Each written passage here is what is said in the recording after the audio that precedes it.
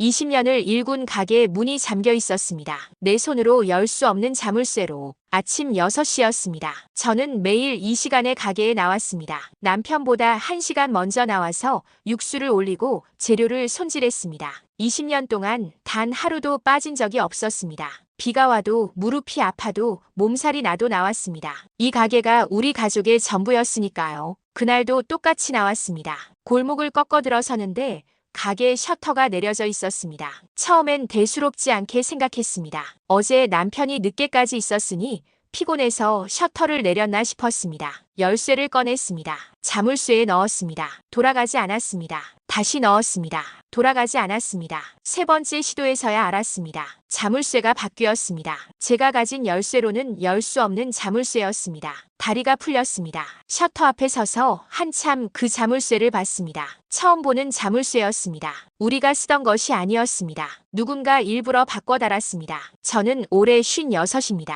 이름은 그냥 오씨 사장님이라고 불러주세요. 경기도 파주에서 국밥집을 운영하고 있었습니다. 아니, 운영했습니다. 지금은 어떻게 됐는지 말씀드리려고 합니다. 남편 이름은 정우였습니다. 58. 우리가 이 가게를 연 게 제가 36대였습니다. 그때부터 20년이었습니다. 처음엔 작은 분식집으로 시작했습니다. 남편이 주방을 맡고 저는 홀을 봤습니다. 밤낮 없이 일했습니다. 아이들 학교 보내면서 새벽에 일어나고 아이들 잠든 뒤에 설거지를 마쳤습니다. 그렇게 20년이 지났습니다. 가게가 자리를 잡았습니다. 단골이 생겼습니다. 동네에서 소문이 났습니다. 국밥 맛이 좋다고, 주인 아주머니가 친절하다고. 그 소문이 가게를 키웠습니다. 문제는 2년 전이었습니다. 남편 친구 창수가 찾아왔습니다. 김창수, 59. 남편이랑 고등학교 때부터 친구였습니다. 30년 우정이라고 했습니다. 저도 오래 봐온 사람이었습니다. 명절에 오면 반겼습니다.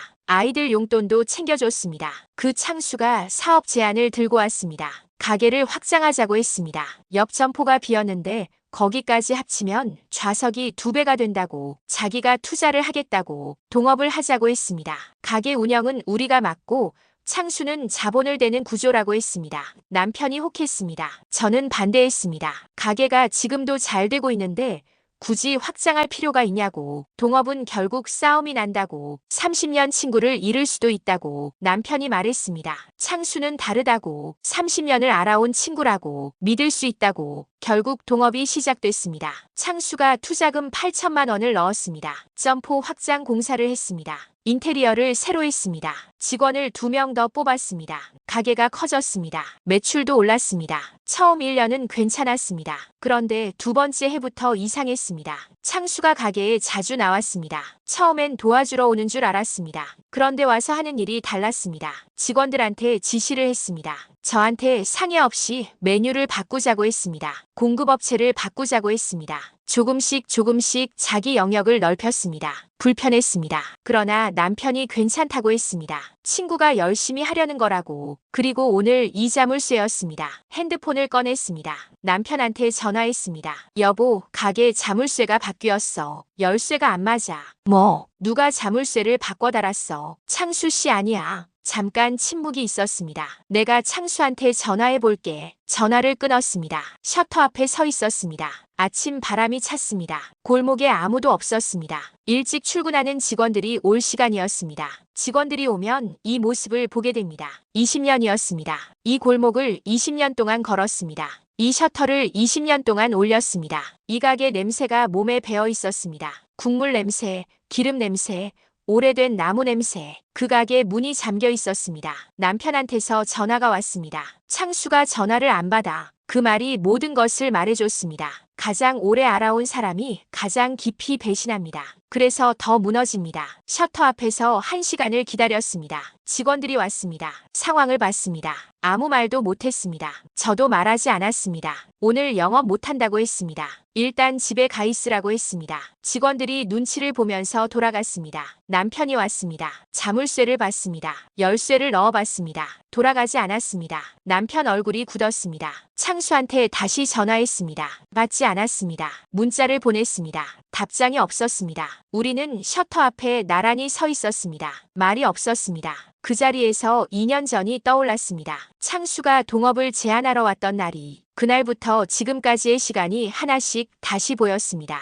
창수를 처음 만난 건 결혼 초였습니다. 남편이 데려왔습니다. 고등학교 때부터 친구라고 했습니다. 처음 봤을 때 인상이 나쁘지 않았습니다. 말이 많고 재미있는 사람이었습니다. 자리에 앉으면 분위기를 띄웠습니다. 주변 사람들이 좋아했습니다. 저도 좋아했습니다. 남편이 힘들 때마다 창수가 있었습니다. 가게 초창기에 장사가 안 됐을 때, 남편이 그만하고 싶다고 했을 때 창수가 와서 술 한잔 하면서 이야기를 들어줬습니다. 다시 해보자고 했습니다. 그 말에 남편이 일어섰습니다. 저는 창수한테 고마웠습니다. 아이들이 어릴 때 창수가 자주 왔습니다. 명절마다 왔습니다. 아이들 생일을 기억했습니다. 선물을 챙겼습니다. 큰아이 대학 입시 때 응원한다고 전화했습니다. 작은아이 취직 때 축하한다고 밥을 샀습니다. 그런 사람이었습니다. 그냥 남편 친구가 아니라 우리 가족 같은 사람이었습니다. 그래서 동업 제안이 나왔을 때 저도 크게 의심하지 않았습니다. 반대는 했습니다. 동업은 위험하다고, 아무리 친한 사이여도 돈 앞에서 달라진다고, 그런데 그게 창수에게 해당한다고 생각하지는 않았습니다. 그 사람은 다를 거라고 생각했습니다. 계약서를 쓰던 날이 기억났습니다. 계약서를 남편이랑 창수가 같이 작성했습니다. 변호사를 쓰자고 제가 말했습니다. 남편이 웃었습니다. 친구 사이에 변호사가 어디 있냐고. 창수도 웃었습니다. 서로 믿는데 그런 게 필요하냐고. 저는 그 웃음에 밀렸습니다. 계약서를 제가 꼼꼼히 읽지 않았습니다. 남편이 읽었겠거니 했습니다. 남편도 창수가 작성했으니 괜찮겠거니 했을 겁니다. 그렇게 서명이 됐습니다. 투자금 8천만 원, 수익 배분 6대4, 운영권은 남편 부부. 그게 우리가 알고 있는 계약 내용이었습니다.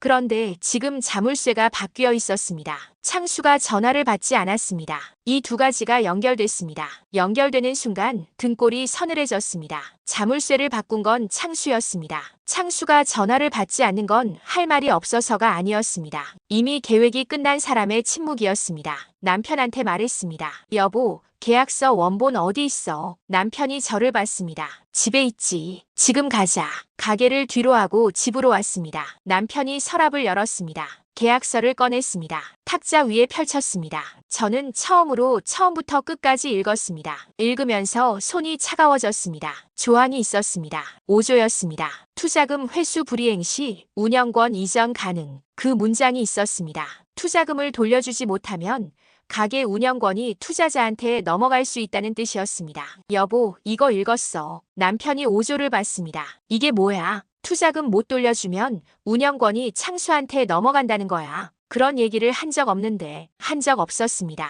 계약 당시 그런 말을 들은 적이 없었습니다. 그런데 서류에는 있었습니다. 우리가 읽지 않은 사이에 들어간 조항이었습니다. 남편이 계약서를 다시 봤습니다. 내가 이걸 서명했어. 응. 남편 얼굴이 창백해졌습니다. 창수가 이걸. 말을 잇지 못했습니다. 저는 계약서를 들고 방으로 갔습니다. 사진을 찍었습니다. 전체를 찍었습니다. 5조를 따로 찍었습니다. 서명란을 찍었습니다. 그리고 생각했습니다. 2년 전 계약서 작성 당시 이 조항이 있었는지 아니면 나중에 추가된 건지 창수가 우리 서명을 받고 나서 내용을 바꿨을 가능성이 있었습니다. 서명 날인이 있어도 내용이 바뀌면 위조였습니다. 확인해야 했습니다. 남편이 방으로 들어왔습니다. 창백한 얼굴이었습니다. 내가 바보같이 지금 그 얘기 나중에 해. 우선 창수한테 연락 계속해봐. 내가 다른 방법 찾아볼게. 남편이 고개를 끄덕였습니다. 핸드폰을 들었습니다. 검색했습니다. 동업 계약서 분쟁, 계약서 위조, 운영권 분쟁, 낯선 단어들이 쏟아졌습니다. 법이 뭔지 몰랐습니다. 계약이 뭔지 몰랐습니다. 국밥집 사장이었습니다. 육수 끓이고 그릇 닦는 게 일이었습니다. 그런데 지금 이 계약서를 들고 싸워야 했습니다. 30년 친구가 우리 가게를 가져가려 하고 있었습니다. 창으로 밖을 봤습니다. 평범한 아침이었습니다. 이웃집 아저씨가 출근을 했습니다. 아이들이 학교를 갔습니다. 세상이 아무렇지 않게 돌아갔습니다. 우리 가게의 셔터만 내려져 있었습니다. 거짓말은 한 겹이 아닙니다. 벗길수록 또 나옵니다. 계약서를 들고 법원 근처 법률사무소를 찾아간 건 그날 오후였습니다. 남편은 집에 있으라고 했습니다. 창수한테 계속 연락해보라고. 저 혼자 갔습니다. 버스를 탔습니다. 계약서를 가방에 넣고 꽉 쥐었습니다. 손이 떨렸습니다. 평생 법률사무소라는 곳을 가본 적이 없었습니다. 가야 할 일이 없었습니다. 그런데 오늘은 가야 했습니다. 법률사무소 문을 열었습니다. 상담 변호사가 나왔습니다. 30대 중반의 젊은 여자 변호사였습니다. 눈빛이 또렷했습니다. 자리에 앉았습니다. 계약서를 내밀었습니다. 상황을 설명했습니다. 처음부터 끝까지 변호사가 계약서를 들었습니다. 한 장씩 넘겼습니다. 읽었습니다. 5조에서 멈췄습니다. 오래 봤습니다. 그러더니 다른 부분을 봤습니다. 서명란이었습니다. 계약서 마지막 장이었습니다. 잠깐만요. 변호사가 서랍에서 돋보기를 꺼냈습니다. 서명란을 자세히 봤습니다. 그리고 5조 문장을 봤습니다. 다시 서명란을 봤습니다. 어머님, 이 계약서 원본 맞으세요? 네, 집 서랍에 있던 거예요. 혹시 계약서가 2부 작성됐나요? 상대방도 한 부 가져갔나요? 그렇죠. 창수 씨가 한 부 갖고 갔어요. 변호사가 계약서를 탁자에 놓았습니다. 어머님, 제가 보기엔 이 계약서 일부가 나중에 수정됐을 가능성이 있어요. 숨이 멎었습니다. 어떡해요? 5조 문장 글씨체가 나머지랑 미묘하게 달라요. 그리고 줄 간격이 다른 부분보다 좁아요. 원래 문서에 없던 내용을 나중에 끼워 넣었을 때 이런 현상이 나타나요. 정확한 건 필적 감정을 받아봐야 하지만 육안으로 봐도 이상한 부분이 있어요. 나중에 끼워 넣었다. 계약서 서명은 2년 전에 했습니다. 우리가 서명할 당시에는 5조가 없었을 수 있었습니다. 창수가 우리 서명을 받은 뒤에 내용을 추가했을 수 있었습니다. 그게 사실이라면 사문서 위조였습니다. 어머님, 당시 계약서 작성할 때 공증을 받으셨나요? 아니요. 서명 당시 녹음이나 사진이 있나요? 없어요. 변호사가 잠깐 생각했습니다. 어렵지 않은 건 아니에요. 그런데 불가능하지도 않아요. 필적 감정으로 글씨체 차이를 입증하고 계약 당시 정황 증인이 있으면 더 좋아요. 그리고 상대방이 갖고 있는 계약서 원본을 확보하는 게 중요해요. 두 계약서가 내용이 다르면 그 자체가 증거예요. 두 계약서가 다르다. 창수가 갖고 있는 계약서와 우리가 갖고 있는 계약서. 만약 창수가 갖고 있는 계약서에 5조가 없다면 5조는 나중에 우리 계약서에만 추가된 겁니다. 아니면 창수 계약서에도 5조가 있는데 글씨체가 다르다면 그게 조작 증거였습니다. 창수 씨 계약서를 어떻게 확보해요? 소송을 제기하면 법원을 통해 문서 제출을 요구할 수 있어요. 상대가 거부하면 그것 자체도 불리하게 작용할 수 있고요. 소송. 그 말이 크게 들렸습니다. 국밥집 사장이 소송을 한다는 게 현실인지 꿈인지 알 수 없었습니다. 20년을 육수 끓이고 그릇 닦으며 살았습니다. 법원이 뭔지 몰랐습니다. 소장이 뭔지 몰랐습니다. 그런데 해야 했습니다. 또 확인해야 할 게 있어요. 변호사가 말했습니다. 계약 이후 수익 배분이 제대로 됐는지 확인해 보세요. 통장 내역이 있으면 가져오세요. 그리고 가게 매출 자료랑 창수 씨한테 준 돈 내역도요. 운영권 문제 말고 수익 횡령 가능성도 봐야 해요. 수익 횡령. 그 말이 귀에 걸렸습니다. 동업 시작 이후 수익 배분을 6대 4로 하기로 했습니다. 매달 창수한테 40%를 줬습니다. 현금으로 줄 때도 있었고 이체로 줄 때도 있었습니다. 그런데 창수가 가게에 자주 나오면서 공급업체를 바꿨습니다. 바꾼 업체들이 어떤 업체인지 몰랐습니다. 단가가 얼마인지도 정확히 몰랐습니다. 혹시 창수가 공급업체에서 리베이트를 받고 있는 건 아닌지 그 생각이 처음으로 들었습니다. 법률사무소를 나왔습니다. 밖에 나오니 바람이 찼습니다. 가방을 꽉 쥐었습니다. 계약서가 안에 있었습니다. 이 계약서가 조작됐다는 걸 입증해야 했습니다. 그게 첫 번째였습니다. 집으로 걸어오면서 통장 생각을 했습니다. 가게 통장이 2개였습니다. 매출이 들어오는 통장과 지출이 나가는 통장. 그 내역을 다 뽑아봐야 했습니다. 창수한테 준 돈이 실제 수익의 40%가 맞는지, 공급업체 단가가 이전과 달라진 게 있는지, 창수가 전화를 받지 않는다는 문자가 남편한테서 왔습니다. 예상한 일이었습니다. 창수는 이미 계획이 끝난 사람이었습니다. 자물쇠를 바꾸고 연락을 끊었습니다. 법적으로 가게를 가져가려는 준비를 마친 겁니다. 우리가 멍하게 있는 사이에 멍하게 있지 않기로 했습니다. 집에 들어왔습니다. 남편이 소파에 앉아 있었습니다. 얼굴이 어두웠습니다. 창수한테 계속 연락했지만 받지 않았다고 했습니다. 여보, 통장 내역 전부 뽑아놔. 왜? 변호사가 수익 배분 내역 확인해야 한다고 했어. 남편이 일어났습니다. 컴퓨터를 켰습니다. 인터넷 뱅킹을 열었습니다. 저는 옆에 서서 봤습니다. 통장 내역이 올라왔습니다. 스크롤을 내렸습니다. 매달 창수한테 이체된 금액들이 보였습니다. 그런데 뭔가 이상했습니다. 이체 금액이 들쭉날쭉했습니다. 매출의 40%면 매달 비슷한 금액이어야 했습니다. 그런데 어떤 달은 훨씬 많이 나갔고 어떤 달은 적게 나갔습니다. 그것도 저한테 말없이 이체된 날들이 있었습니다. 여보, 이 날짜들 내가 이체한 거야. 남편이 내역을 봤습니다. 이건 내가 한 거고, 이건 내가 한 게 아닌데, 내가 한 게 아닌데, 남편이 하지 않은 이체가 있었습니다. 저도 하지 않았습니다. 그러면 누가 한 건지, 창수였습니다. 창수가 가게 통장에 접근할 수 있었습니다.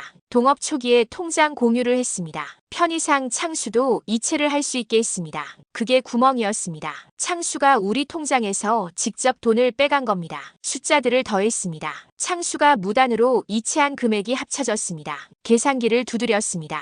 6,300만 원이었습니다. 20년 가게에서 2년 동안 6,300만 원이 사라졌습니다. 남편이 화면을 봤습니다. 숫자를 봤습니다. 말이 없었습니다. 저도 말이 없었습니다. 30년 친구였습니다. 아이들 생일을 기억하던 사람이었습니다. 힘들 때 옆에 있던 사람이었습니다. 그 사람이 한 짓이었습니다. 믿음이 눈을 가립니다. 가장 오래 믿은 사람한테 가장 오래 가려집니다. 6,300만 원이라는 숫자가 화면에 있었습니다. 남편이 그 숫자를 보면서 꼼짝을 못했습니다. 저도 꼼짝을 못했습니다. 컴퓨터 화면만 봤습니다. 숫자가 사라지지 않았습니다. 새로 고침을 해도 숫자는 그대로였습니다. 남편이 먼저 입을 열었습니다. 내가 창수를 너무 믿었어. 그 말이 지금 이 상황에서 가장 맞는 말이기도 했고 가장 늦은 말이기도 했습니다. 저는 아무 말도 하지 않았습니다. 남편한테 화를 내고 싶었습니다. 변호사 쓰자고 했을 때 친구 사이에 무슨 변호사냐고 웃었잖아요. 계약서 꼼꼼히 읽자고 했을 때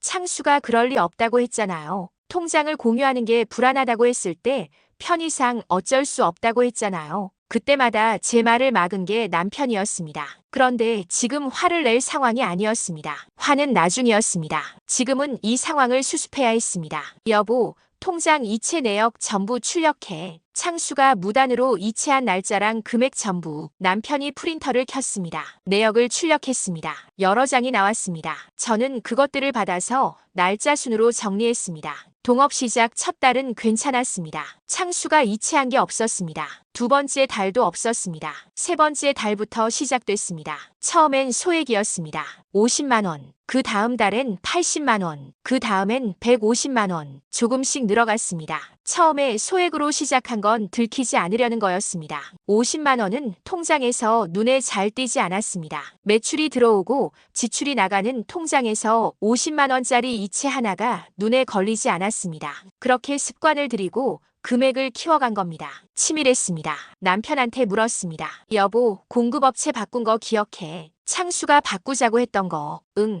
작년 봄에 세 군데 바꿨지. 그때 단가가 얼마였어? 남편이 생각했습니다. 창수가 더 싸게 해준다고 했어. 기존 업체보다 10% 싸다고. 실제로 싸게 들어왔어. 또 생각했습니다. 그런데 청구서는 창수가 관리했어. 내가 직접 확인하지 않았어. 청구서를 창수가 관리했습니다. 단가를 창수가 정했습니다. 실제로 얼마가 들어오는지 남편이 확인하지 않았습니다. 그 구조가 보였습니다. 창수가 새 공급업체를 소개했습니다. 그 업체가 창수한테 연결된 업체일 가능성이 있었습니다. 업체에서 창수한테 리베이트를 줬을 수 있었습니다. 우리한테는 원래 단가로 청구하고 실제로는 더 싸게 들여오거나 아니면 차액을 창수가 챙기는 구조. 그걸 확인하려면 청구서 원본을 봐야 했습니다. 창수가 청구서 어디 보관했어? 가게 사무실 서랍에 있어. 가게 문이 잠겨 있었습니다. 안에 들어갈 수 없었습니다. 남편이 말했습니다.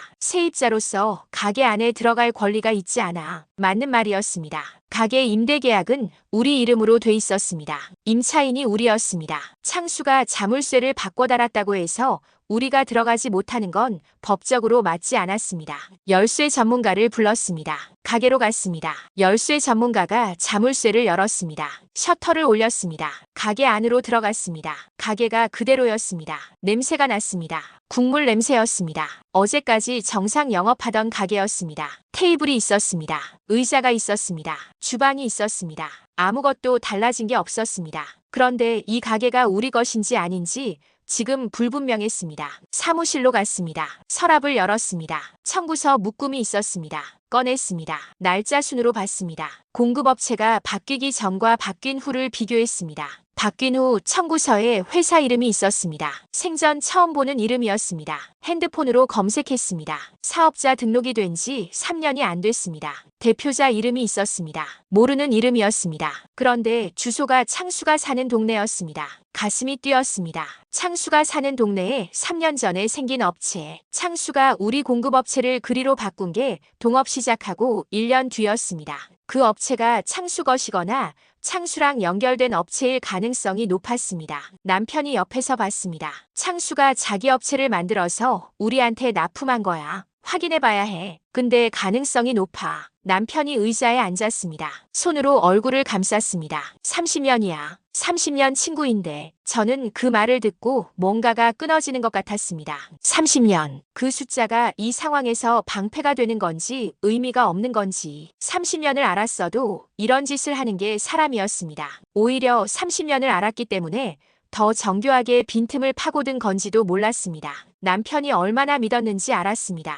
그 믿음의 크기만큼 구멍이 생겼습니다. 그 구멍으로 6,300만 원이 나갔습니다. 그리고 가게가 넘어가려 하고 있었습니다. 남편 어깨에 손을 얹었습니다. 할 말이 없었습니다. 위로의 말이 생각나지 않았습니다. 그냥 손을 얹었습니다. 한참 있다가 말했습니다. 여보, 지금 자책할 시간 없어. 우리 해야 할 게 많아. 남편이 손을 내리고 저를 봤습니다. 뭘 해야 해? 청구서 전부 가져가야 해. 그리고 오늘 다시 변호사한테 가야 해. 남편이 일어섰습니다. 서랍을 다 열었습니다. 청구서를 전부 챙겼습니다. 통장 내역 출력본을 챙겼습니다. 계약서를 챙겼습니다. 가게를 나오면서 뒤를 돌아봤습니다. 테이블이 보였습니다. 저 테이블을 제가 직접 골랐습니다. 의자도 골랐습니다. 벽에 붙은 메뉴판도 제가 손으로 썼습니다. 주방 냄비들도 하나씩 장만했습니다. 이 모든 게 우리 것이었습니다. 빼앗길 수 없었습니다. 셔터를 내렸습니다. 이번엔 우리 자물쇠를 달았습니다. 창수가 바꿔 단 자물쇠를 제거하고 새 자물쇠를 달았습니다. 열쇠를 두 손으로 쥐었습니다. 이 열쇠가 우리 손에 있는 한 아직 끝나지 않았습니다. 뻔뻔한 사람은 피하지 않습니다. 오히려 먼저 찾아옵니다. 그게 더 무서운 겁니다. 변호사를 두 번째로 찾아간 날 저녁이었습니다. 청구서 묶음과 통장 내역 출력본을 전부 가져갔습니다. 변호사가 꼼꼼히 봤습니다. 공급업체 주소와 창수 거주지가 같은 동네라는 것, 업체 설립 시기가 동업 직전이라는 것, 단가 비교가 가능한 자료들. 변호사가 말했습니다. 이 정도 자료면 수익 횡령 의혹을 제기할 수 있어요. 다만 직접 증거가 더 필요해요. 그 업체 대표가 창수 씨와 어떤 관계인지, 실제로 납품 단가에서 차익이 발생했는지 확인이 필요합니다.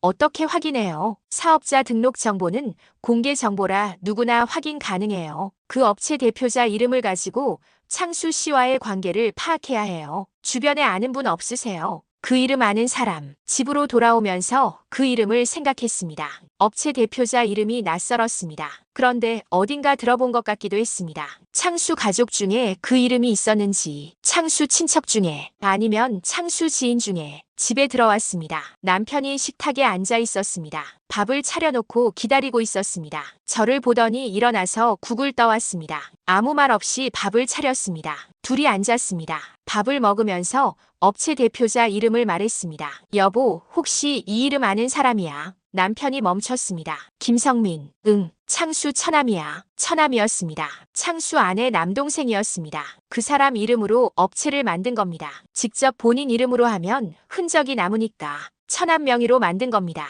확실해. 창수 결혼식에서 봤어. 오래전에. 그때 이름을 들었어. 확실했습니다. 창수가 처남 명의로 업체를 만들었습니다. 그 업체를 우리 가게 공급업체로 끼워 넣었습니다. 납품 단가에서 차액을 챙겼습니다. 그리고 우리 통장에서 직접 돈을 빼갔습니다. 계약서에는 운영권 이전 조항을 몰래 추가했습니다. 2년 동안 계획적으로 한 짓이었습니다. 밥을 더 먹지 못했습니다. 숟가락을 내려놨습니다. 남편도 내려놨습니다. 그때 초인종이 울렸습니다. 밤 9시였습니다. 인터폰을 받습니다. 창수였습니다. 낮에 연락이 안 된다고 했던 창수가 밤 9시에 직접 찾아왔습니다. 남편이 일어서려 했습니다. 저는 남편 팔을 잡았습니다. 내가 할게. 남편을 앉혔습니다. 인터폰 버튼을 눌렀습니다. 김창수 씨, 무슨 일이에요? 창수 목소리가 들렸습니다. 정우 있어. 할 말이 있어서. 할 말 있으면 저한테 하세요. 잠깐 침묵이 있었습니다. 형수님, 저 올라가도 돼요? 말씀하세요. 여기서. 그게 아니라 얼굴 보고 얘기해야 할 것 같아서. 저는 버튼을 눌렀습니다. 현관을 열었습니다. 계단 소리가 났습니다. 창수가 올라왔습니다. 창수가 문 앞에 섰습니다. 처음 봤을 때랑 달라진 게 없어 보였습니다. 보름 전에 가게에서 봤을 때랑 똑같았습니다. 그때는 그냥 동업자였는데 지금은 달랐습니다. 같은 얼굴이 완전히 다르게 보였습니다. 들어오라고 하지 않았습니다. 문 앞에 섰습니다. 김창수 씨, 오늘 가게 자물쇠 바꾼 거 당신이에요. 창수가 잠깐 저를 봤습니다. 계약서에 근거한 거예요. 5조의 운영권 이전 조항이 있잖아요. 그 조항이 계약 당시에 있었어요. 있었죠. 우리는 그 내용 들은 적 없어요. 창수가 어깨를 으쓱했습니다. 서명하기 전에 읽어봤어야죠. 그 말이 뻔뻔하게 들렸습니다. 틀린 말이 아니었습니다. 읽었어야 했습니다. 그런데 친구라고 믿어서 안 읽었습니다. 창수는 그 믿음을 이용했습니다. 그러면서 지금 읽어봤어야죠 라고 했습니다. 그리고 우리 통장에서 무단으로 이체한 건 창수 표정이 굳었습니다. 수익 배분이에요. 계약서대로. 계약서에 명시된 금액보다 많이 가져갔어요. 계산 방식이 달랐던 거예요. 6,300만 원이 계산 방식 차이예요. 창수가 잠깐 말이 없었습니다. 숫자를 알고 있었습니다. 그 숫자가 나올 줄 알고 있었습니다. 형수님, 이거 법적으로 가면 복잡해요. 서로 힘들어지거든요. 제가 조건을 제시할게요. 가게를 저한테 넘기면 투자금에 웃돈을 얹어서 돌려드릴게요. 깔끔하게 정리해요. 웃돈을 얹어서 돌려준다고 했습니다. 20년 가게를 돈 몇 푼에 팔라는 말이었습니다. 계약서 조작하고 돈 빼돌리고 자물쇠 바꿔 달고 나서 이제 와서 깔끔하게 정리하자고 했습니다. 얼마요? 창수가 숫자를 말했습니다. 1억이었습니다. 1억 주고 가게를 넘기라는 말이었습니다. 20년 일한 가게가 1억이었습니다. 안 해요. 창수 눈빛이 달라졌습니다. 형수님, 법적으로 가면 시간도 돈도 많이 들어요. 계약서가 유효하다고 판단되면 가게는 어차피 넘어와요. 그 전에 합의하는 게 낫지 않아요. 김창수 씨, 저도 할 말 있어요. 창수가 저를 봤습니다. 처남 이름이 김성민이죠. 창수 얼굴이 굳었습니다. 김성민 씨 명의로 된 납품업체, 우리 공급업체로 바꾼 거 기억하죠? 그 업체 설립이 동업 시작 바로 전이에요. 주소는 당신 사는 동네고요. 창수가 말이 없었습니다. 그리고 그 업체 통해서 단가 차액 얼마나 챙겼는지도 확인할 거예요. 계좌 추적하면 나오겠죠. 창수가 입술을 깨물었습니다. 형수님, 그건 들어가요. 문을 닫았습니다. 안에서 남편이 서 있었습니다. 다 들은 것 같았습니다. 표정이 복잡했습니다. 분노인지 슬픔인지 알 수 없는 얼굴이었습니다. 창수 발소리가 계단을 내려가는 소리가 들렸습니다. 남편이 말했습니다. 잘했어. 그 두 마디가 오늘 하루 중 가장 힘이 됐습니다. 나쁜 사람은 흔적을 남깁니다. 지우려 해도 숫자는 남습니다. 창수가 돌아간 다음 날이었습니다. 잠을 거의 못 잤습니다. 창수 얼굴이 자꾸 떠올랐습니다. 문 앞에 서서 1억 주고 가게 넘기라고 하던 그 얼굴. 처남 이름 얘기를 꺼내자 굳어버린 그 얼굴. 30년을 알아온 사람의 얼굴이었습니다. 그런데 낯선 사람이었습니다. 새벽 4시에 일어났습니다. 평소에 가게 나가는 시간이었습니다. 몸이 기억하고 있었습니다. 그런데 나갈 가게가 지금 잠겨 있었습니다. 아니, 우리가 자물쇠를 다시 달았으니 열 수는 있었습니다. 그러나 가게를 열어서 영업을 하는 게 맞는 건지 법적으로 불분명했습니다. 변호사한테 문자를 보냈습니다. 새벽이었지만 보냈습니다. 지금 가게를 열고 영업을 해도 되는지, 창수가 법적으로 뭔가를 할 수 있는지. 아침에 변호사한테서 답장이 왔습니다. 임대계약이 우리 이름으로 돼 있는 한 영업권은 우리한테 있다고 했습니다. 창수가 자물쇠를 바꾼 건 오히려 창수가 불법이라고 했습니다. 우리가 가게를 열고 영업해도 된다고 했습니다. 다만 창수가 가처분 신청을 낼 수 있으니 소송 준비를 빨리 해야 한다고 했습니다. 가게를 열었습니다. 직원들한테 연락했습니다. 오늘부터 다시 나오라고. 직원들이 왔습니다. 아무것도 묻지 않았습니다. 그냥 각자 자리에서 일을 시작했습니다. 그 모습이 고마웠습니다. 남편이 주방에 섰습니다. 저는 홀을 봤습니다. 손님들이 왔습니다. 단골들이었습니다. 어제 문이 닫혔다고 걱정했다고 했습니다. 괜찮냐고 했습니다. 별일 없다고 했습니다. 웃었습니다. 웃는 게 어색했습니다. 그래도 웃었습니다. 점심시간이 지나고 나서였습니다.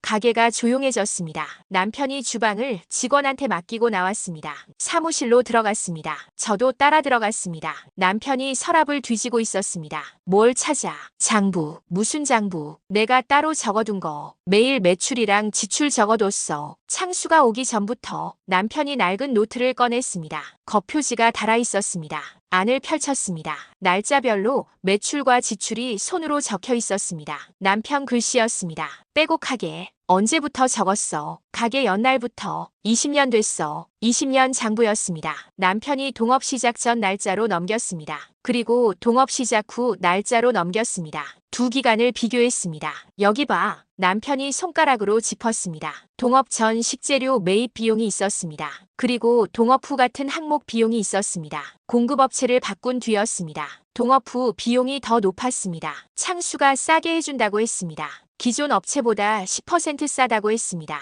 그런데 실제로는 더 비쌌습니다. 우리한테 청구되는 금액이 오히려 늘었습니다. 차액을 계산했습니다. 공급업체 바꾼 뒤부터 지금까지 월 평균 차액이 얼마인지 창수가 싸게 해준다고 해서 바꿨는데 오히려 더 비싸게 들어오고 있었습니다. 그 차액이 어디로 갔는지 창수 처남업체로 갔을 겁니다. 창수가 처남업체를 끼워 넣고 우리한테는 높은 단가로 청구하고 실제 납품 업체한테는 낮은 단가로 사고 그 차액을 처남과 나눈 겁니다. 계산기를 눌렀습니다. 월 평균 차액에 개월수를 곱했습니다. 추가로 빠져나간 돈이 나왔습니다. 2,100만 원이었습니다. 통장에서 무단 이체한 6,300만 원에 식재료 차액 2,100만 원을 더했습니다. 8,400만 원이었습니다. 2년 동안 8,400만 원이 창수 주머니로 들어갔습니다. 투자금이 8천만 원이었습니다. 창수가 8천만 원을 투자했다고 했습니다. 그런데 2년 동안 8,400만 원을 빼갔습니다.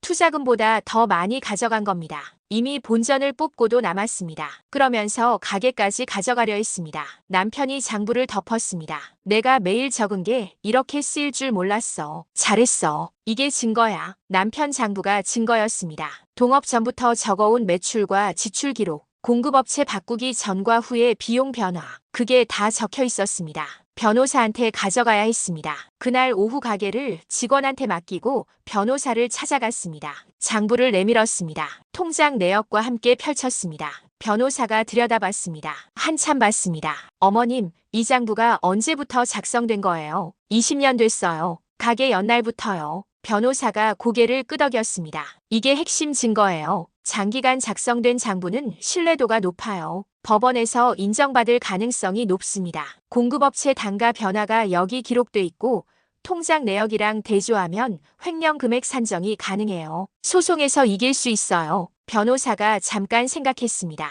계약서 조작이 입증되고 횡령이 입증되면 유리한 건 맞아요. 다만 상대방도 변호사를 선임할 거고 계약서가 처음부터 그랬다고 주장할 겁니다. 필적 감정 결과가 중요해요. 필적 감정을 신청하기로 했습니다. 계약서 5조 부분의 글씨체가 나머지와 다르다는 걸 전문가 감정으로 입증하는 겁니다. 시간이 걸렸습니다. 그러나 해야 했습니다. 그리고 창수 처남 업체에 대한 수사도 필요했습니다. 변호사가 말했습니다. 사기 및 횡령으로 형사고소를 병행하자고. 민사소송과 형사고소를 동시에 진행하면 압박이 된다고. 창수가 합의를 요청해올 가능성이 높다고. 합의. 어제 창수가 1억 얘기를 했습니다. 그 숫자가 생각났습니다. 1억으로는 부족했습니다. 8,400만 원이 빠져나갔습니다. 가게 운영권 문제도 있었습니다. 20년 가게가 1억이 아니었습니다. 변호사 사무소를 나왔습니다. 남편이 옆에서 걸었습니다. 여보, 형사 고소하면 창수가 어떻게 되는 거야? 수사받아야지. 잘못이 입증되면 처벌받고. 30년인데. 그 말이 또 나왔습니다. 30년. 남편한테 창수는 아직 30년이었습니다. 배신한 사람인데도 30년이 먼저 나왔습니다. 저는 잠깐 멈췄습니다. 여보, 창수한테 30년이 소중했으면 이러지 않았겠지. 남편이 말이 없었습니다. 맞는 말이었습니다. 틀린 말이 없었습니다. 30년이 소중한 사람은 이 짓을 하지 않았습니다. 창수한테 30년은 이용할 기회였습니다. 믿음의 크기만큼 빈틈이 생긴다는 걸 창수는 알고 있었습니다. 걷기 시작했습니다. 가게가 보이는 골목으로 접어들었습니다. 저녁 영업 준비가 되고 있었습니다. 직원이 셔터를 올리고 있었습니다. 불이 켜졌습니다. 아직 우리 가게였습니다. 내일 형사 고소장을 접수합니다. 민사소송 소장도 준비됩니다. 필적 감정도 시작됩니다. 창수가 2년 동안 쌓아온 것들이 하나씩 무너지기 시작할 겁니다. 사람이 무너지는 건 힘이 없어서가 아닙니다. 믿었던 것이 사라질 때 무너집니다. 형사 고소장을 접수한 건 다음 날 오전이었습니다. 변호사가 대리로 접수했습니다. 피고소인 김창수, 혐의 사기, 횡령, 사문서 위조, 그 세 가지였습니다. 고소장이 접수됐다는 연락이 왔을 때 저는 가게에서 점심 장사를 하고 있었습니다. 국물을 젓다가 핸드폰을 봤습니다. 변호사 문자였습니다. 접수 완료됐습니다. 국자를 냄비에 걸쳐두고 잠깐 눈을 감았습니다. 시작됐습니다. 그날 저녁이었습니다. 장사를 마치고 가게 문을 닫았습니다. 직원들을 보내고 남편이랑 둘이 남았습니다. 설거지를 했습니다. 테이블을 닦았습니다. 평소와 똑같은 마감이었습니다. 그런데 평소와 달랐습니다. 말이 없었습니다. 남편이 말이 없었습니다. 며칠째였습니다. 창수 얘기가 나온 뒤로 남편이 말수가 줄었습니다. 주방에서 일은 했습니다. 그런데 속이 다른 곳에 있는 것 같았습니다. 국물이 넘칠 때 잡지 못한 적이 있었습니다. 주문이 들어왔는데 못 들은 적이 있었습니다. 마감을 끝내고 사무실에 앉았습니다. 남편이 의자에 앉았습니다. 팔짱을 끼고 천장을 봤습니다. 저는 영수증 정리를 했습니다. 한참 있었습니다. 남편이 말했습니다. 나 때문이야. 뭐가? 나 창수 데려온 것도 나고 변호사 쓰자는 거 막은 것도 나고 계약서 제대로 안 읽은 것도 나고 통장 공유한 것도 나야. 저는 영수증을 내려놨습니다. 여보, 당신이 처음부터 반대했잖아. 동업 말라고 했잖아. 내가 안 들었잖아. 그 말이 맞았습니다. 틀린 말이 없었습니다. 반대했습니다. 안 들었습니다. 그래서 지금 이렇게 됐습니다. 그런데 지금 그 말을 하는 게 맞는 건지 몰랐습니다. 여보, 지금 그게 중요해. 중요하지. 당신한테 미안하잖아. 미안한 건 나중에 해. 지금은 싸워야 해. 남편이 천장을 보다가 저를 봤습니다. 눈이 빨개져 있었습니다. 창수가 30년인데 목소리가 떨렸습니다. 저는 아무 말도 하지 않았습니다. 남편이 30년을 어떻게 생각하는지 알았습니다. 그 30년이 지금 이 순간 얼마나 무겁게 짓누르는지도 알았습니다. 제가 뭐라고 해도 그 무게가 가벼워지지 않았습니다. 그냥 옆에 있었습니다. 남편이 말을 이었습니다. 고등학교 때부터야. 내가 집이 어려울 때 창수가 밥 사준 적도 있어. 군대 있을 때 면회도 왔어. 당신이랑 결혼할 때 줄에 서준 게 창수 아버지야. 그 집이랑 그렇게 연이 깊어. 알고 있었습니다. 다 알고 있었습니다. 그래서 창수를 믿었던 거고 그래서 지금 이 배신이 더 깊이 파고드는 거였습니다. 창수가 왜 이런 짓을 했을까? 돈이 필요했겠지. 그래도 이렇게까지 할 수 있어. 저는 잠깐 생각했습니다. 여보, 사람이 돈 앞에서 어떻게 변하는지 우리가 몰랐던 거야. 창수가 원래 나쁜 사람이었는지 아니면 돈 때문에 나빠진 건지 그건 몰라. 근데 지금 그게 중요한 게 아니야. 그럼 뭐가 중요해? 우리 가게야. 20년이야. 남편이 눈을 감았습니다. 한참 있었습니다. 그러다 일어섰습니다. 사무실 서랍을 열었습니다. 장부를 꺼냈습니다. 20년 장부였습니다. 첫 페이지를 펼쳤습니다. 가게 열던 날 날짜였습니다. 그날 매출이 적혀 있었습니다. 작은 숫자였습니다. 그 옆에 지출이 적혀 있었습니다. 매출보다 지출이 많은 날이었습니다. 이날 기억해. 저를 봤습니다. 가게 처음 열던 날 손님이 6명이었어. 당신이 혼자 홀 뛰면서 주방까지 들어왔잖아. 내가 너무 바빠서. 기억났습니다.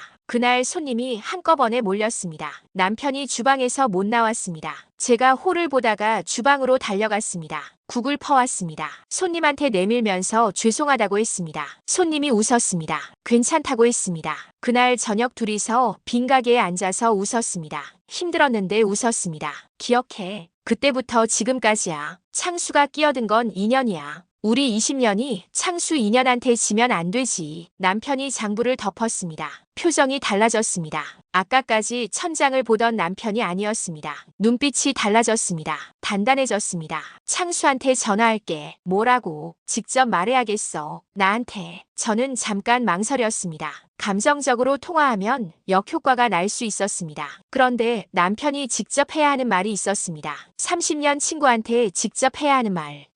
남편이 핸드폰을 들었습니다. 창수 번호를 눌렀습니다. 신호가 갔습니다. 이번엔 받았습니다. 창수야. 남편 목소리가 낮았습니다. 떨리지 않았습니다. 창수가 뭐라고 했는지 들리지 않았습니다. 남편이 말했습니다. 오늘 형사고소장 접수됐어. 알고 있지. 창수가 또 뭐라고 했습니다. 변명 듣고 싶지 않아. 한 가지만 말할게. 나는 끝까지 갈 거야. 합의 같은 거 없어. 법대로 해. 창수가 또 말했습니다. 30년이니까 이 말은 해줄게. 진짜 실망했어. 전화를 끊었습니다. 핸드폰을 탁자에 내려놨습니다. 저를 봤습니다. 됐어. 그 한마디였습니다. 저도 한마디 했습니다. 고마워. 사무실이 조용했습니다. 밖에서 골목 소리가 들렸습니다. 지나가는 차 소리, 이웃 가게에서 나오는 소리, 평범한 저녁이었습니다. 우리 가게에 불이 켜져 있었습니다. 20년 불이었습니다. 그 불이 아직 꺼지지 않았습니다. 꺼지게 두지 않을 겁니다. 남편이 장부를 다시 서랍에 넣었습니다. 내일 변호사한테 또 가야 해. 응, 같이 가자.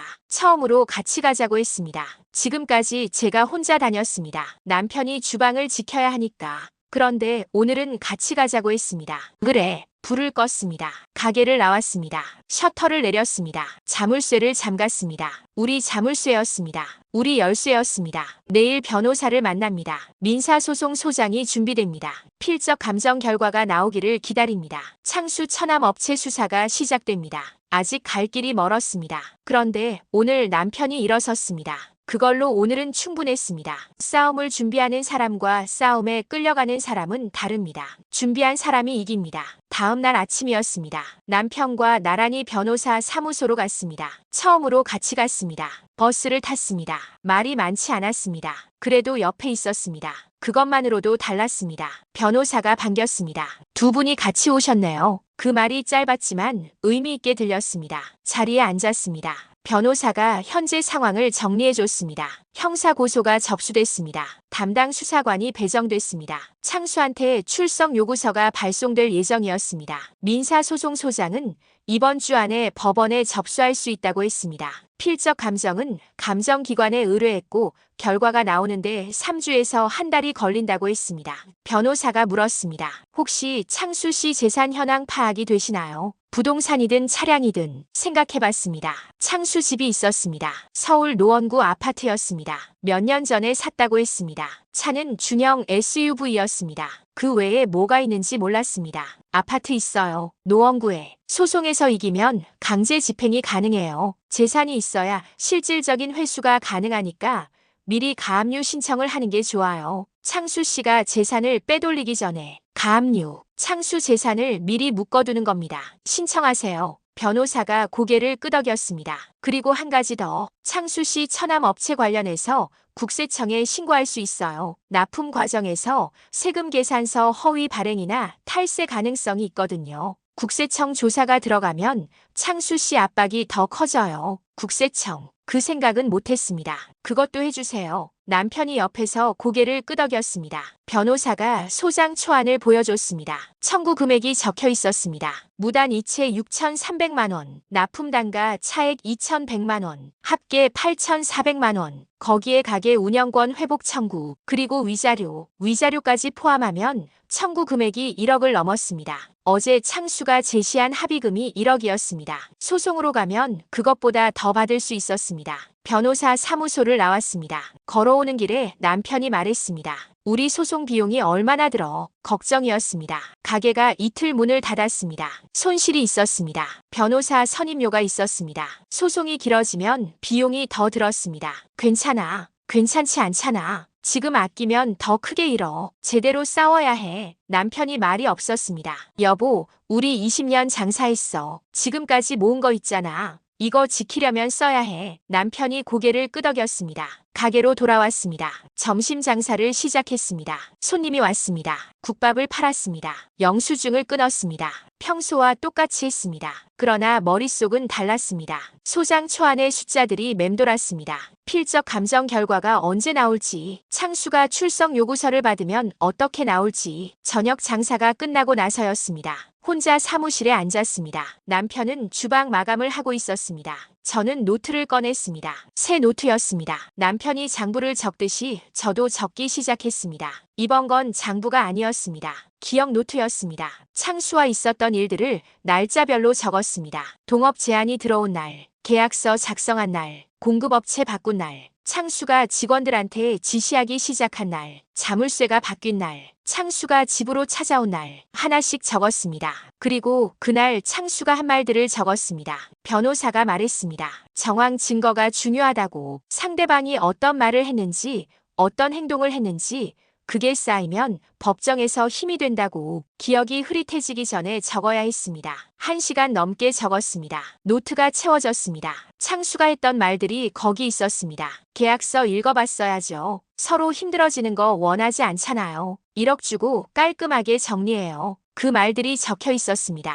남편이 들어왔습니다. 노트를 봤습니다. 뭐 적어? 기억 노트. 창수랑 있었던 일들. 남편이 앉아서 봤습니다. 읽었습니다. 한 장씩 넘겼습니다. 다 읽고 나서 말했습니다. 내가 기억하는 것도 있어. 적어줘. 남편이 펜을 들었습니다. 제가 적지 못한 것들을 남편이 채웠습니다. 동업 제안하던 날 창수가 한 말. 계약서 서명할 때 분위기, 공급업체 바꾸자고 할 때 이유로 됐던 것들, 남편 기억이 더 선명한 부분들이었습니다. 노트가 더 두꺼워졌습니다. 노트를 덮었습니다. 여보, 이거 변호사한테 줘야 해. 응, 내일 사진 찍어서 보낼게. 남편이 고개를 끄덕였습니다. 사무실 불을 끄려고 일어서는데 핸드폰이 울렸습니다. 모르는 번호였습니다. 받았습니다. 남자 목소리였습니다. 오 사장님 되시죠? 네, 누구세요? 저 창수 처남이에요. 김성민이라고요. 창수 처남이었습니다. 갑자기 전화를 걸어왔습니다. 무슨 일이에요? 형부가 많이 힘들어해요. 사장님이랑 오래된 사이인데 이게 법까지 가면 서로 안 좋잖아요. 제가 중간에서 한번 조율해 보려고요. 조율. 창수가 직접 하지 않고 처남을 내세웠습니다.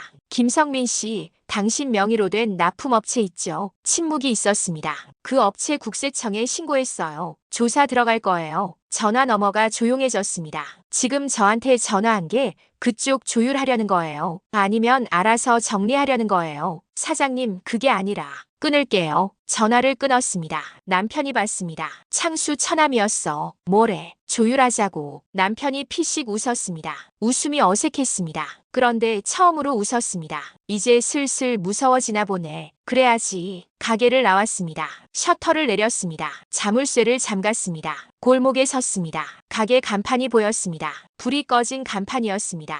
20년 된 간판이었습니다. 처음에 우리가 직접 달았습니다. 남편이 사다리에 올라갔습니다. 제가 밑에서 잡았습니다. 그 간판이 아직 거기 있었습니다. 소송소장이 이번 주 접수됩니다. 가압류 신청이 들어갔습니다. 국세청 신고가 됐습니다. 필적 감정이 진행 중이었습니다. 형사 고소가 수사 중이었습니다. 5방향에서 동시에 창수를 향해 가고 있었습니다. 무서워할 만했습니다. 저는 가방을 들었습니다. 기억 노트가 안에 있었습니다. 남편 20년 장부가 있었습니다. 통장 내역이 있었습니다. 계약서가 있었습니다. 이 가방 안에 우리 20년이 있었습니다. 그리고 이 가방이 법정에 들어갈 겁니다. 진실은 법정에서 가장 차갑게 빛납니다. 감정도 우정도 30년도 통하지 않는 곳에서 필적 감정 결과가 나온 건 소장 접수 후 3주가 지나서였습니다. 변호사한테서 전화가 왔습니다. 가게 점심 장사가 한창이었습니다. 국물을 푸다가 받았습니다. 변호사 목소리가 차분했습니다.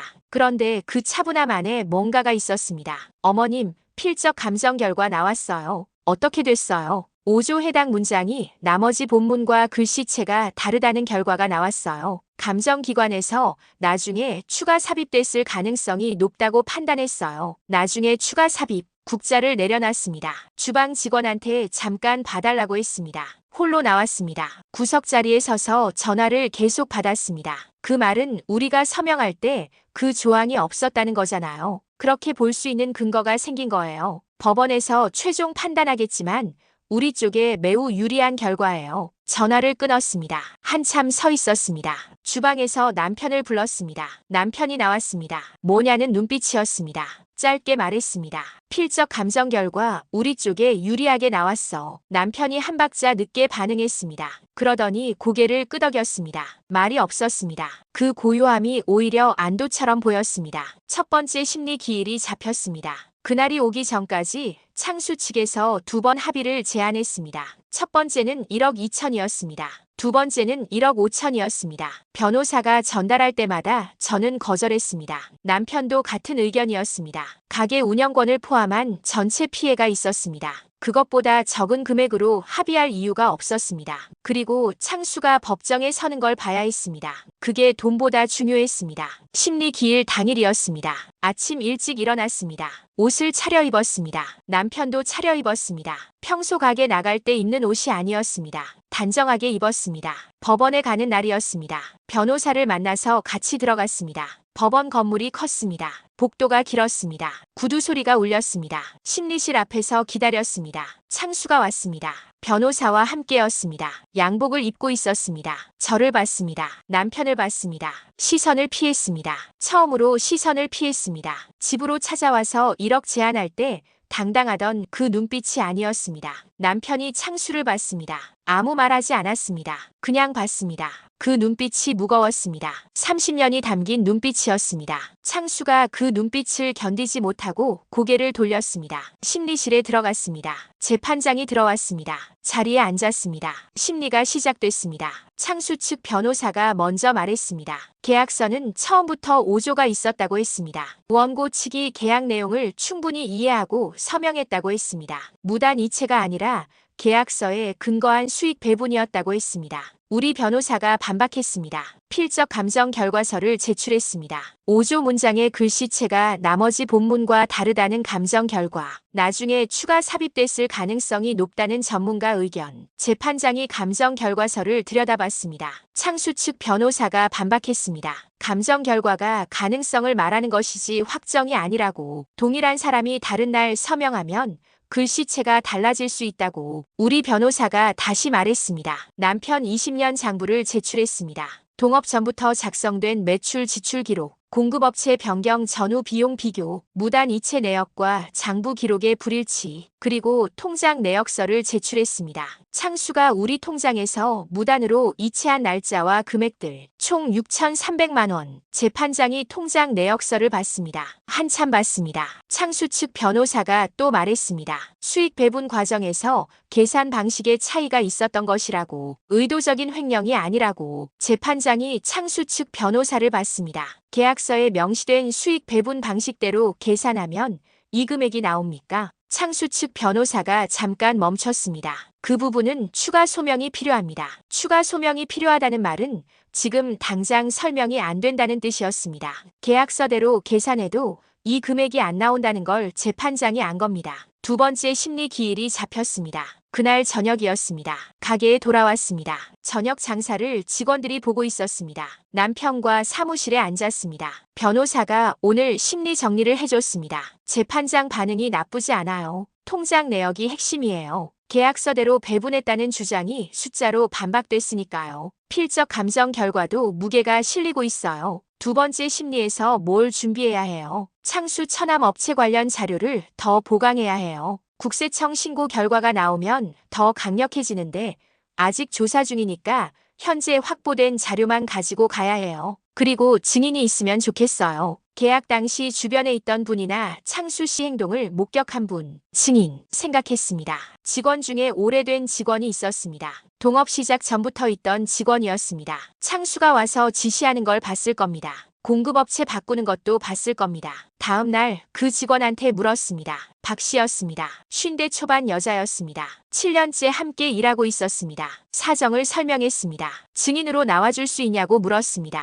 박 씨가 주저하지 않았습니다. 사장님, 저 그때 다 봤어요. 창수 씨가 와서 사장님 말 없이 지시하는 거, 납품 기사 바뀐 것도, 그 바뀐 사람이 창수 씨랑 친해 보이던 것도 다 얘기할 수 있어요. 그 말에 눈물이 날 뻔했습니다. 참았습니다. 두 번째 심리 날이었습니다. 박 씨가 증인으로 섰습니다. 떨리는 목소리였습니다. 그러나 분명했습니다. 창수가 사장님 허락 없이 직원들한테 지시했다는 것. 공급업체가 바뀌었을 때 새 기사가 창수랑 아는 사람처럼 대했다는 것. 창수가 가게 운영에 점점 더 깊이 개입했다는 것. 창수 측 변호사가 반박했습니다. 동업자로서 당연한 관여였다고 재판장이 박 씨한테 물었습니다. 창수 씨의 관여가 동업자 수준을 넘었다고 보십니까? 박 씨가 말했습니다. 저는 창수 씨가 사장님인 줄 알 때가 있었어요. 그 정도였어요. 법정이 잠깐 조용해졌습니다. 세 번째 심리에서 조정이 권고됐습니다.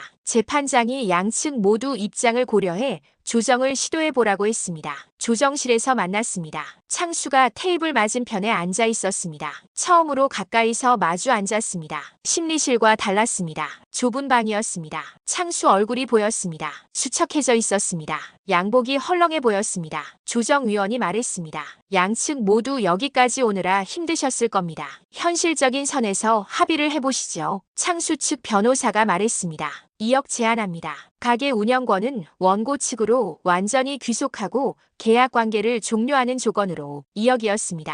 변호사가 제 귀에 낮게 말했습니다. 어머님, 현실적으로 소송에서 이겨도 강제 집행이 쉽지 않을 수 있어요. 2억이 실질적으로 좋은 조건이에요. 가게 운영권도 확실히 정리되고요. 저는 남편을 봤습니다. 남편이 저를 봤습니다. 눈빛으로 물었습니다. 어떻게 할까? 저는 창수를 봤습니다. 창수가 시선을 피했습니다. 그 시선이 모든 걸 말해줬습니다. 더 이상 버틸 수 없다는 것, 형사수사에 국세청 조사까지 들어오자 감당이 안 된다는 것, 남편한테 고개를 끄덕였습니다. 우리 변호사가 말했습니다. 2억의 가게 운영권 확정. 계약 완전 종료. 그리고 한 가지 추가 조건이 있습니다. 창수 씨가 공급업체 관련 수익을 빼돌린 것에 대한 공식 인정서를 작성해야 합니다. 창수 측 변호사가 창수한테 낮게 말했습니다. 창수가 잠깐 있다가 고개를 끄덕였습니다. 합의서가 작성됐습니다. 창수가 서명했습니다. 저도 서명했습니다. 남편도 서명했습니다. 조정실을 나왔습니다. 복도에서 창수와 마주쳤습니다. 그냥 지나쳤습니다. 남편이 창수를 봤습니다. 창수가 남편을 봤습니다. 창수가 말했습니다. 정우야. 남편이 멈췄습니다. 미안하다. 남편이 한참 창수를 봤습니다. 아무 말도 하지 않았습니다. 그리고 걸었습니다. 법원을 나왔습니다. 햇살이 있었습니다. 따뜻했습니다. 변호사가 수고하셨다고 했습니다. 악수를 했습니다. 남편이 말했습니다. 잘 됐어. 저도 말했습니다. 응, 끝났어. 끝이 아니었습니다. 2억이 통장에 들어오는 게 남았습니다. 가게 운영권 서류 정리가 남았습니다. 형사건은 별도로 진행 중이었습니다. 그러나 오늘 가장 중요한 게 됐습니다. 가게가 우리 것으로 확정됐습니다. 그걸로 오늘은 충분했습니다. 돌아온다는 건 장소로 가는 게 아닙니다. 빼앗길 뻔했던 시간을 되찾는 겁니다. 합의금 2억이 통장에 들어온 건 조정 후 열흘이 지나서였습니다. 변호사한테서 문자가 왔습니다. 입금 확인됐다고, 가게 운영권 관련 서류도 완료됐다고. 저는 그 문자를 점심 장사 마치고 설거지하다가 봤습니다. 고무 장갑을 낀 손으로 핸드폰을 들었습니다. 숫자를 확인했습니다.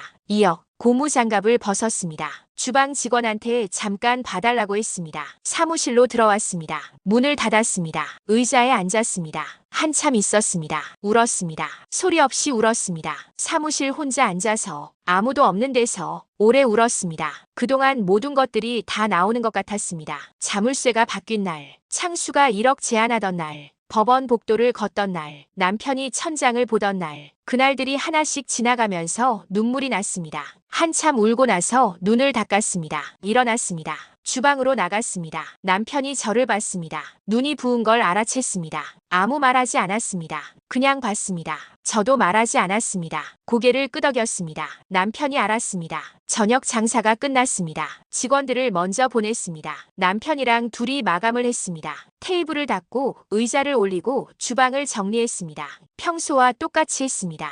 20년 동안 해온 것들이었습니다. 마지막으로 불을 껐습니다. 가게 안이 어두워졌습니다. 창밖 가로등 빛이 들어왔습니다. 그 빛에 테이블들이 보였습니다. 의자들이 보였습니다. 주방이 보였습니다. 우리 가게였습니다. 완전히 다시 우리 가게였습니다. 남편이 말했습니다. 나가자. 셔터를 내렸습니다. 자물쇠를 잠갔습니다. 우리 자물쇠였습니다. 처음부터 우리 자물쇠였어야 했던 것이었습니다. 그런데 이상하게 발걸음이 떨어지지 않았습니다. 간판을 봤습니다. 20년 된 간판이었습니다. 처음 달았을 때 글씨가 선명했는데 지금은 조금 바랬습니다. 비도 맞고 햇볕도 맞았습니다. 그래도 거기 있었습니다. 창수가 가게를 가져가려 했던 그 시간에도 저 간판은 거기 있었습니다. 눈물이 났습니다. 또 났습니다. 아까 사무실에서 다 울었다고 생각했는데 또 났습니다. 남편이 옆에서 봤습니다. 뭐라고 하지 않았습니다. 그냥 제 손을 잡았습니다. 꽉 쥐었습니다. 저도 꽉 쥐었습니다. 둘이서 간판 앞에 섰습니다. 말이 없었습니다. 말이 필요 없었습니다. 20년이 지나온 자리에 서 있었습니다. 창수가 끼어든 2년을 버텨낸 자리에 서 있었습니다. 한참 뒤에 남편이 말했습니다. 내일도 열자. 그 말이 좋았습니다. 내일도 열자. 당연한 말이었습니다. 그런데 지금 이 순간 그 말이 가장 힘이 되는 말이었습니다. 어제도 열었고 오늘도 열었고 내일도 열겠다는 말. 창수가 어떤 짓을 해도 우리는 계속 열겠다는 말.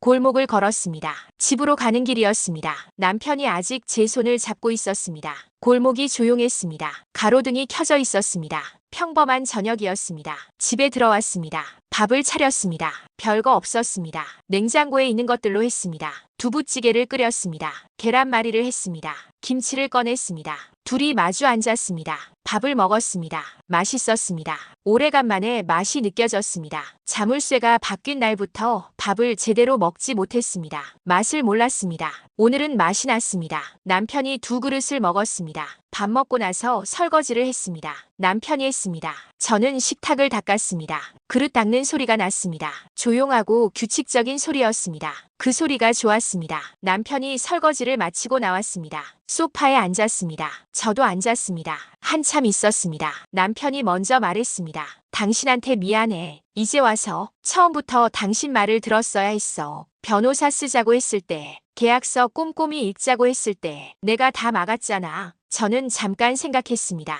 여보, 그때 잘못한 거 맞아. 근데 지금 우리 가게 지켰잖아. 그걸로 됐어. 그게 됐어.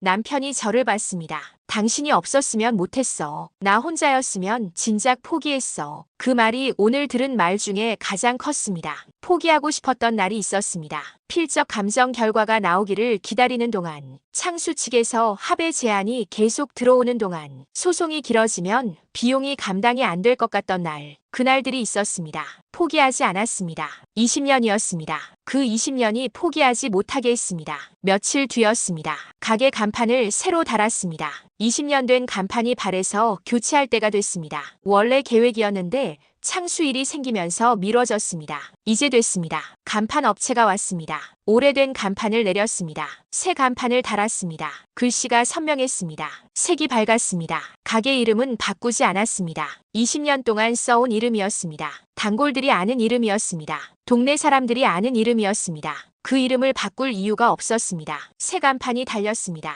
간판 앞에 섰습니다. 남편이 옆에 섰습니다. 직원들이 나와서 봤습니다. 박 씨가 웃었습니다. 사장님 잘 어울린다고 했습니다. 다른 직원들도 웃었습니다. 저는 간판을 올려다봤습니다. 새 간판이었습니다. 그런데 이름은 같았습니다. 우리 이름이었습니다. 처음부터 우리 이름이었고 앞으로도 우리 이름일 겁니다. 창수가 가져가려 했던 이름이었습니다. 가져가지 못했습니다. 눈물이 날 것 같았습니다. 참았습니다. 직원들 앞이었습니다. 그날 저녁 형사건 관련해서 변호사한테 연락이 왔습니다. 창수가 수사 과정에서 혐의를 일부 인정했다고 했습니다. 사문서 위조와 횡령 부분이었습니다. 검찰 송치가 됐다고 했습니다. 기소 여부는 추가로 확인해야 한다고 했습니다. 국세청 조사도 진행 중이었습니다. 처남 업체 관련 세금 탈루 정황이 확인되고 있다고 했습니다. 창수가 만들어 놓은 것들이 하나씩 무너지고 있었습니다. 그 소식을 들으면서 이상하게 통쾌하지 않았습니다. 다행이다 싶었습니다. 잘 됐다 싶었습니다. 그런데 통쾌하지는 않았습니다. 창수가 처벌받는 게 제가 원한 전부가 아니었습니다. 가게를 지키는 게 먼저였습니다. 지켰습니다. 그걸로 충분했습니다. 남편한테 전화했습니다. 남편은 주방에 있었습니다. 저녁 장사 준비 중이었습니다. 짧게 말했습니다. 형사건 진행 중이라고. 남편이 알겠다고 했습니다. 그 한마디였습니다. 저녁 장사를 시작했습니다. 손님들이 왔습니다. 단골들이었습니다. 간판 새로 달았냐고 물었습니다. 네, 달았어요 했습니다. 예쁘다고 했습니다. 감사하다고 했습니다. 국밥을 팔았습니다. 영수증을 끊었습니다. 테이블을 치웠습니다. 새 손님을 맞았습니다. 평범한 저녁 장사였습니다. 20년 동안 해온 것들이었습니다. 앞으로도 할 것들이었습니다. 마감을 했습니다. 셔터를 내렸습니다. 자물쇠를 잠갔습니다. 간판 불이 꺼졌습니다. 새 간판이 어둠 속에 있었습니다. 가로등 빛에 간판 글씨가 보였습니다. 우리 이름이었습니다. 골목을 걸었습니다. 집으로 가는 길이었습니다. 남편이 옆에서 걸었습니다. 동업이 있기 전처럼이었습니다. 창수가 오기 전처럼이었습니다. 장사 마치고 둘이서 골목을 걷는 것처럼이었습니다. 달라진 게 있다면 한 가지였습니다. 이제 이 가게가 정말 우리 것이라는 걸 알았습니다. 전보다 더 확실하게 알았습니다. 빼앗길 뻔해봤기 때문에, 싸워서 지켜봤기 때문에 그 가게가 더 소중해졌습니다. 지금 이 순간 억울하게 당하고 계신 분들께 말씀드리고 싶습니다. 믿었던 사람한테 배신당하는 건 세상에서 가장 황당한 일 중 하나입니다. 오래 알아왔을수록 가까울수록 더 황당합니다. 그 황당함이 당신을 주저앉힐 수 있습니다. 그런데 주저앉지 마십시오. 모르면 물어보면 됩니다. 법을 몰라도 됩니다. 국밥집 사장이어도 됩니다. 변호사를 찾아가면 됩니다. 기억을 적어두면 됩니다. 장부를 보여주면 됩니다. 당신이 쌓아온 20년이 있다면 그 20년이 증거입니다. 싸우십시오. 포기하지 마십시오. 당신이 지켜온 것들은 반드시 당신 것으로 남아야 합니다. 지금까지 실버 세대의 고민과 함께하는 스테이온기 채널이었습니다. 구독과 좋아요, 알람 설정으로 응원해주세요.